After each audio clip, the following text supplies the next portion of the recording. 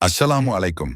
நான் இதுவரை நோயுற்ற போது என்னை முழுதாக தாங்கும் இறைத்தூதர் ஸல்லல்லாஹு அலைஹி வஸல்லம் இந்த முறை எனக்கு மிகவும் உடல்நிலை குன்றிய போதும் உடல் பரவாயில்லையா என்றதை தவிர வேறு எதுவும் கேட்கவில்லை.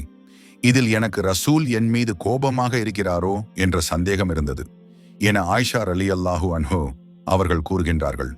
இதற்கு ஒரு மாதத்திற்கு முன்பு போருக்கு செல்ல ரசூல் ஸல்லல்லாஹு அலைஹி வஸல்லம் எப்போதும் தன் மனைவி யாரையாவது ஒருவரை தன்னுடன் அழைத்துச் செல்வார்கள். அதற்கு தன் மனைவிகளின் பெயரை சீட்டில் எழுதி போட்டு சீட்டு குலுக்கி யார் பேர் வருகிறதோ அவரை தன்னுடன் அழைத்துச் செல்வார்கள்.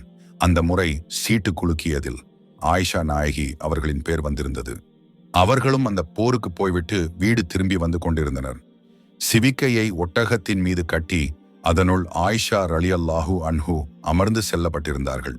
அப்போது சிறிது தூரம் சென்றபின் இரவு நேரத்தில் அனைவரும் ஓய்வெடுக்க அங்கு ஓரிடத்தில் அமர்ந்தனர்.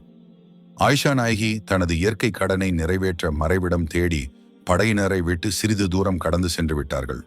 தனது வேலையை முடித்துவிட்டு அங்கிருந்து கிளம்பிய ஆயிஷா நாயகி தனது கழுத்தினில் கை வைத்து பார்த்தால் தனது முத்து மாலை ஒன்று தொலைந்திருந்ததை கவனித்தார்கள். அதை தேடி திரும்பவும் சென்றார்கள். இதனால் ஆயிஷா நாயகி தனது படையினர் இருந்த இடத்தை அடைவதற்கு தாமதமானது. சிவிக்கையினுள் ஆயிஷா ரலியல்லாஹு அன்ஹு அவர்கள் இல்லாததை கவனிக்காத படையினர்கள் சிவிக்கையை ஒட்டகத்தின் மீது கட்டி கிளம்பிவிட்டனர். அதே நேரத்தில் அங்கு ஆயிஷா நாயகிக்கு தனது முத்து மாலை கிடைத்துவிட்டது. படையினர்கள் இருந்த இடத்திற்கு அவர் வந்து பார்த்தபோது படையினர்கள் கிளம்பிவிட்டனர். இதை தெரிந்த ஆயிஷா நாயகி தான் தங்கியிருந்த இடத்திலேயே அமர்ந்து விட்டார்கள். அதே நேரத்தில் தூங்கியும் விட்டார்கள்.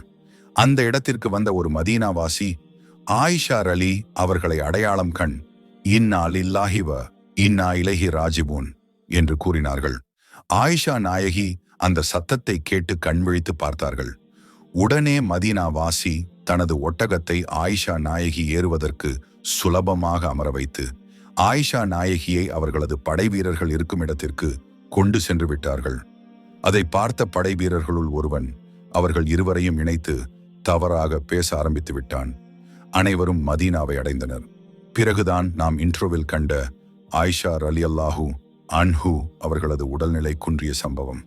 ஒரு மாதம் உடல்நிலை சரியில்லாத ஆயிஷா நாயகி வீட்டை விட்டு வெளியவே வரவில்லை. அந்த சந்தர்ப்பத்தை பயன்படுத்திய அந்த ஊர்வாசிகள் அவர்களையும் உதவி செய்ய வந்த மதீனாவாசி அவரையும் இணைத்து வைத்து ஊர் முழுக்க அவதூறு பேசி வந்தனர். இதை பற்றி எதையுமே அறியாத ஆயிஷா நாயகி ரசூலுல்லாஹ்வின் நடத்தையில் வித்தியாசத்தை அறிந்தார்கள். பிறகு உடல்நிலை சரியானதும் தன் சஹாபிய பெண் ஒருவருடன் கழிவறைக்கு செல்ல வெளியே வந்தார்கள். அப்போதுதான் அந்த சஹாபிய பெண் சொல்லி அவர்களுக்கு நடந்தவை தெரியும். பின் வீட்டிற்கு சென்று ரசூலிடம் தனது அம்மா வீட்டிற்கு செல்வதற்காக அனுமதி வாங்கிவிட்டு அம்மா வீட்டிற்கு சென்று அவர் பெற்றோரிடம் செய்தியை உறுதிப்படுத்தி கொண்டார்கள். ஆயிஷா நாயகியின் அம்மாவோ உனது சக்காலத்திகளால் தான் இந்த செய்திகள் பரவுகின்றன என்று ஆயிஷா நாயகியிடம் கூறினார்கள். அன்று முழுவதுமாக அழுது கொண்டிருந்த ஆயிஷா நாயகி கண்டு அவர்களது பெற்றோரும் அழுதனர். பின் இறை தூதர் அவ்விடம் வந்தார்கள். ஆயிஷா நாயகியிடம், ஆயிஷா, உன்னை குறித்து நின்னவாறு எனக்கு செய்தி வந்துள்ளது. நீ நிரபராதியாக இருந்தால் அல்லாஹ் விரைவில் உன்னை குற்றமற்றவள் என்று அறிவித்து விடுவான். நீ குற்றமேதும் செய்திருந்தால் அல்லாஹ்விடம் பாவ மன்னிப்பு கோரி அவன் பக்கம் திரும்பிவிடு என்று கூறினார்கள். இதற்கு பதில் கூறிய ஆயிஷா நாயகி, நானோ வயது குறைந்த இளம்பெண் ஆவேன், குர்ஆனிலிருந்து நிறைய தெரியாதவளும் ஆவேன். இந்நிலையில் அல்லாஹ்வின் மீதானையாக மக்கள் என்னை பற்றி பேசிக்கொண்ட இச்செய்தியை நீங்கள் கேட்டிருக்கிறீர்கள். அது உங்கள் மனத்தில் பதிந்து போய் அதை உண்மை என்று நீங்கள் நம்பிவிட்டீர்கள் என்பதை அறிவேன். எனவே நான் குற்றமற்றவள் என்று உங்களிடம் சொன்னால் நீங்கள் அதை நம்பப் போவதில்லை. நான் குற்றம் ஏதேனும் புரிந்திருப்பதாக ஒப்புக்கொண்டால் நான் குற்றமற்றவள் என்பது அல்லாஹ்வுக்கு தெரியும். நான் சொல்வதை அப்படியே உண்மை என்று ஏற்று என்னை நம்பி விடுவீர்கள். அல்லாஹ்வின் மீதானையாக எனக்கும் உங்களுக்கும் நபி யக்கூபலை அவர்களையே ஓமையாக கருதுகிறேன். அதாவது, இதை சகித்துக் கொள்வதே நல்லது. நீங்கள் புனைந்து சொல்லும் விஷயத்தில் அல்லாஹ்விடம்தான் நான் பாதுகாப்பு கோர வேண்டும் என்று கூறினார்கள். இதை அடுத்து உடனடியாக வஹி இறக்கிய அல்லாஹு தாலா தனது வஹியில் ஆயிஷா நாயகி குற்றமற்றவள் என்று நிரூபித்தான். வஹி இறங்கிய போது ஏற்படும் கடுமையான சிரம நிலை நபிகளாருக்கு ஏற்பட்டது. அது கடும் குளிர் நபிகளாருக்கு ஏற்பட்டது. அது கடும் குளிர் காலமாயிருந்தும் அவர்களின் மேனியிலிருந்து சின்னஞ்சிறு முத்துகளைப் போல் வியர்வை துளிகள் வழியத் தொடங்கின.